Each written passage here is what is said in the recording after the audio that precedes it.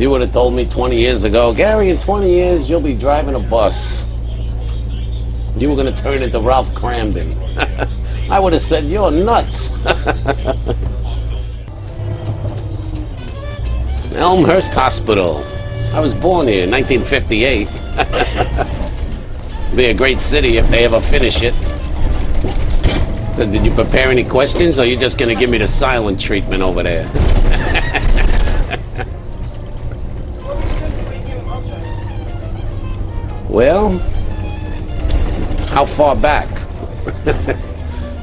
How'd you end up? Okay, well, after 20 years of being self-employed, 10 years first in a family business of antique toys and collectibles, and 10 years with a maniac partner making parallax panoramograms. Those are those 3D pictures that you don't need any glasses to see the image.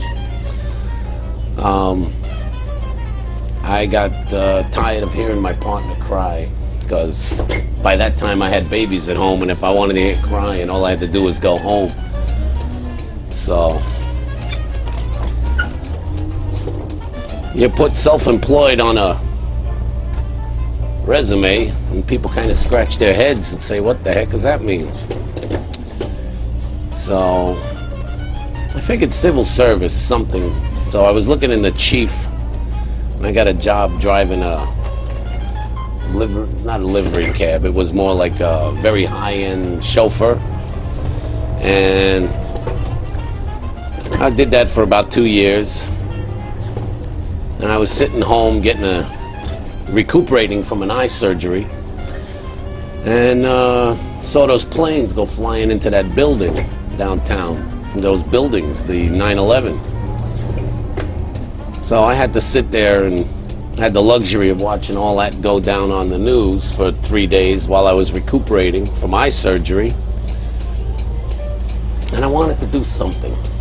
But at 42 years old, you're too old to be a cop, you're too old to join the military, too old to do a lot of things, really. One of them starting over, but a bus driver. I happened to see the MTA was ferrying all the the workers at Ground Zero from uptown to downtown, or wherever they had their staging areas. You know, you saw that on the news. So it hit me like a light bulb. A bus driver. Hey, there you go. So as fate would have it, a bus that I used to spend 15 cents to get to Astoria Pool, I'm now driving. It's a panic, you know, I love it, because it's the kind of business where if you don't like people, you're in the wrong line of business. Doesn't everybody? But you know, it's like people say, oh, you're always so cheerful, you're always so happy. How do you know? Well, it's easy to be miserable, but it's hard work being cheerful. Thank you. Thank you twice. Thank you 3 times. Thank you 4 times. It's only $1 to get on, you know. They don't know the people react to you because you're not like the rest of the other bus drivers. First with trepidation, and then when, you know, especially girls, because they think I'm some kind of, you know, oh, what the hell does this guy want, you know? Because everybody wants something these days, you know. I mean, that's just the way I am, you know. How much is that?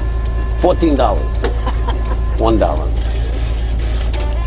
$1. Wow, your lucky day. Now most guys, okay, oye. Now, ma'am.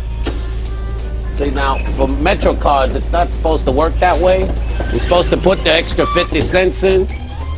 Okay? So next time you know, okay? Have that 50 cents ready, because some of these guys, you know, you gotta watch out for them grande culos in their head, you know. Titmars, you rang. You're out.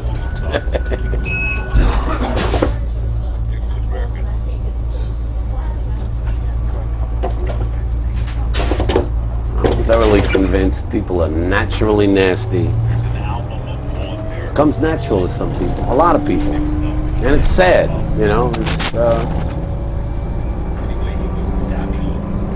I don't know if it's something in the water.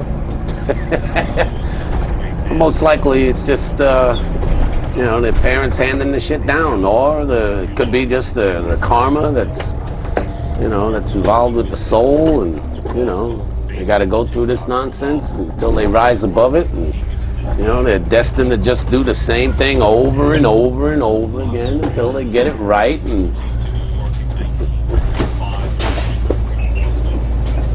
all aboard.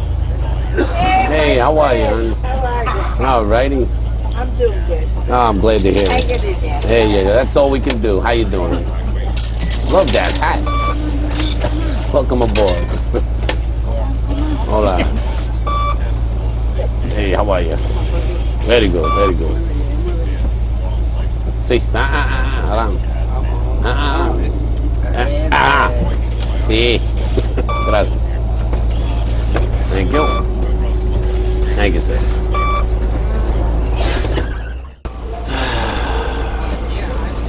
Life is just a bowl of cherries, and sometimes you get a rotten one.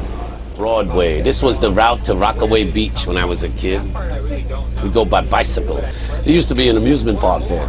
And, man, for $7, you could just have the greatest time, you know. Because I think it was $7, pay one price, and you can go on all the rides, you know. They had a great old rickety wooden roller coaster and all the crazy rides. First time I did LSD, I was there.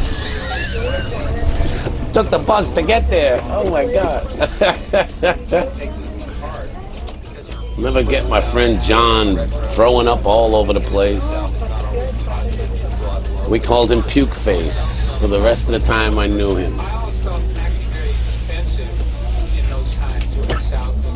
But the roller coaster was one of those things, you know. But hey, it was the early 70s, and you know. I love that when people chalk it off to a decade, you know. Oh yeah, it was the 70s. You know? Oh, it was the 60s. Well, I'm just glad to still be around. A lot of my friends didn't make it.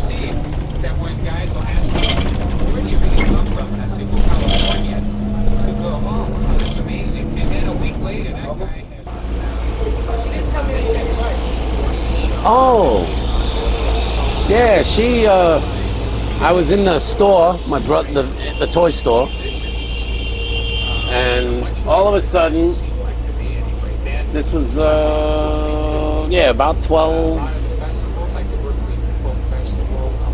years ago, maybe more, a little more, 12, 13 years. I'm standing there talking to my brother. All of a sudden, our friend Bernadette, who lived upstairs above the store on First Avenue, comes in there and, oh, I want you to meet my cousin Kim. And it was like, you know, people talk about love at first sight and all this kind of nonsense.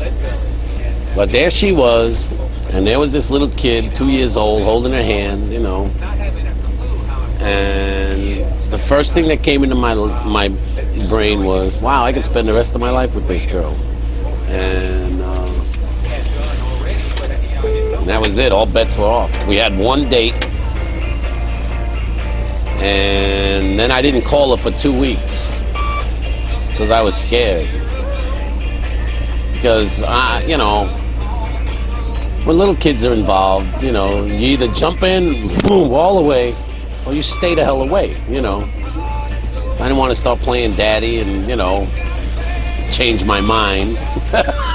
You know, I didn't want to go there. Hi there. So anyway, she came with her husband, with her son, who was 2 years old when I met him. And he's now 12. And we've been together that long. We got 2 other daughters. Oh, I got a picture here. And I keep, it's a Apache on the left here. Apache, that's his name. The tribal elders named him Apache Sun Spirit. And this is our 2 daughters, Summer Rae and Amelia Rose, which I named, my wife named her, the first daughter we had, because she always wanted to name her daughter Summer, because when she was a kid, she saw the Olympics and one of the swimmers' names was Summer. And then Amelia Rosalina was actually my 2 grandmothers. I named them after my Italian grandma and my Puerto Rican grandma. Amelia Rosalina.